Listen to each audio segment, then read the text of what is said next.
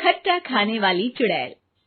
रात को अचानक राधिका मौसी को किचन से कुछ गिरने की आवाज आई। उन्होंने बाहर निकल के देखा तो किचन में उन्हें कोई सफेद साड़ी में दिखा। वो चीख पड़ी, हे भगवान, आलतू जलाल तू आई भला को टाल तू, आलतू जलाल तू आई भला को टाल तू। राधिका मौसी को चीखते सुनकर श्रवण बाहर आता है भागते हुए। अरे माँ, क्या हुआ? क्या देख लिया? दादी माँ आ गई क्या सपने में? अरे बेटा, रसोड़े में देख तो कौन है? श्रवण रसोड़े में झांक कर देखता है और उसे कोई नहीं दिखता अंदर। अब रसोड़े में तो कोई नहीं है माँ। कोई सफेद साड़ी में नहीं है क्या?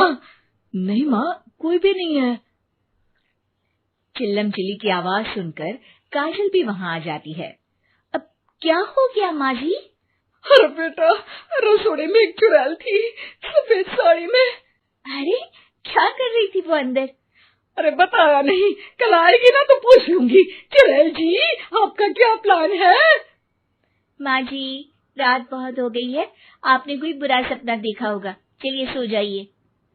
राधिका मौसी सोने तो चली जाती है, पर उनको रात भर नींद ही नहीं आती।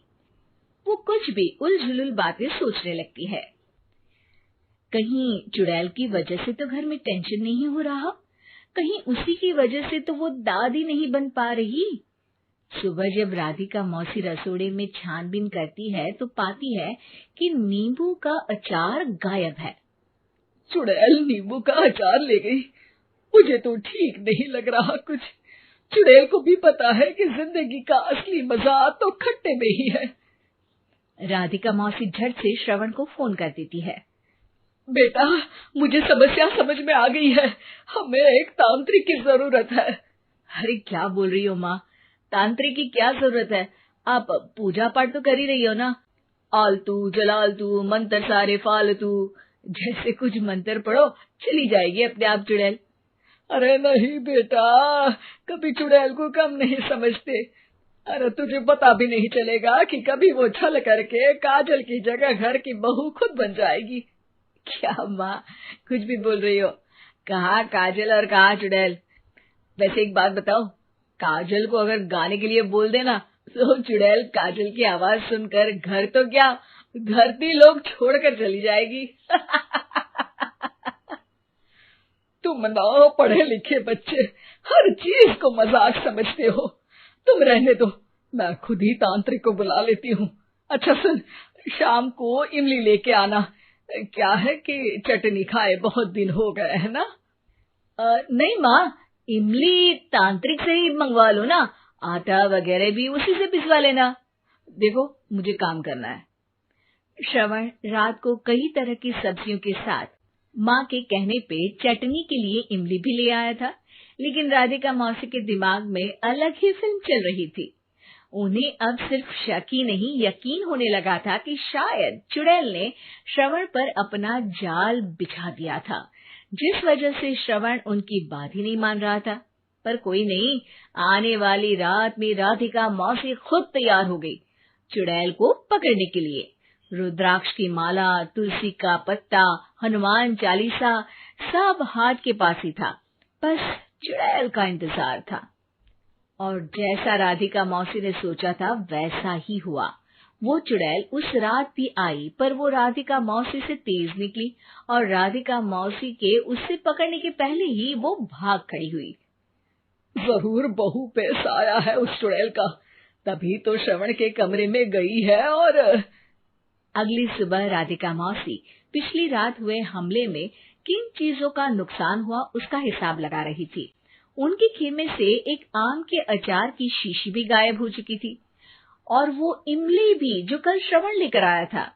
राधिका मौसी इस बारे में सोच ही रही थी कि श्रवण जल्दी से रसोड़े में आकर दवाइयों की पोटली ढूंढने लगता है।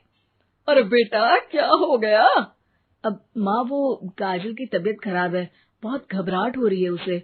हे भगवान, मैंने पहले ही कहा था कि तांत्रिक को बुला लेते हैं, पर नहीं, अब देखो उस चुड़ैल ने काजल को अपने वश में करना शुरू भी कर दिया है। हालांकि श्रवण भूतों में विश्वास नहीं करता था, पर अब वो भी डर जाता है। और राजी हो जाता है एक तांत्रिक को बुलाने के लिए। कुछ ही घंटों में तांत्रिक आ जाते हैं और राधिका मौसी तांत्रिक जी को सब बता देती है। घोर संकट, घनघोर संकट, चुड़ैल को मारू जोर चाकट, ओम भट स्वाहा खटखा के आहा। अरे ये क्या मंत्र है? मेरे खुद के ओरिजिनल मंत्र है, कल रात को ही लिखे हैं, अच्छे लगे तो दाद चाहूंगा। एक और मंत्र सुनो। अर्ज किया है आब्राकडाब्रा, दिल्ली बम्बई आगरा, चंदा मामा सोवरले सुरन मामू जारा। ये मंत्र है? अरे कोई 40 वालीसा पढ़ो ना। वक्त कम है, 40 नहीं पड़ेंगे, 20-25 में काम चलाना पड़ेगा।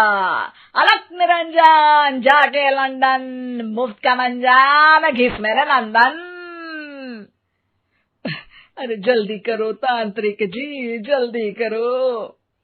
तांत्रिक अपने उल झलूल मंत्र पढ़ने लगता है। श्रवण को तांत्रिक पे शक होता है।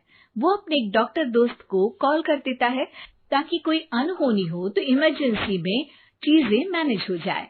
तांत्रिक धुनी रमाता है, जिसकी वजह से कमरे में काफी धुआं हो जाता है और जिसकी वजह से बहू की घबराहट बढ़ जाती है। अब भागेगी चुड़ैल। हाँ। बहू खांसते हुए धुएं से बचने के लिए बाहर चली जाती है। अरे भाग रही है, भाग रही है। पीछे पीछे श्रवण भी जाता है। बहू एक सोफे पर बैठ जाती है। तभी डॉक्टर दोस्त आ जाते हैं और श्रवण को पानी लाने के लिए कहते हैं। थोड़े चेकअप के बाद डॉक्टर कहते हैं, मेरे हिसाब से जाप का काम पूरा हो गया है। क्या मतलब? अरे कुछ भी नहीं माँ, कोई चुड़ैल नहीं है, खुशखबरी है, अब दादी बनने वाली है। मगर वो सब अचार के डब्बे। श्रवण दोनों अचार के डब्बे अपनी माँ को दिखाता है, जो कि उनके बिस्तर के नीचे छुपे हुए थे। आपने सही बोला था माँ, वो चुड़ैल काजल ही थी जो खट्टा खा रही थी। हमें कल ही पता चला, पर हमने आपको ये तांत्रिक वाला काम करने दिया ताकि आपको भरोसा हो जाए कि भूत वगैरह कुछ होता ही नहीं। अच्छा अच्छा, ये तो बड़ी खुशी की बात है, पर बेटा मुझे एक झाड़ू तो ला दे। क्यों माँ? ये तांत्रिक का भूत उतारती हूँ मैं। अब तांत्रिक राधा मौसी के डर से घर से भाग निकलता है और राधा मौसी उसके पीछे भागती है। अरे संकट ये घनघोर है, तांत्रिक मुआ चोर है।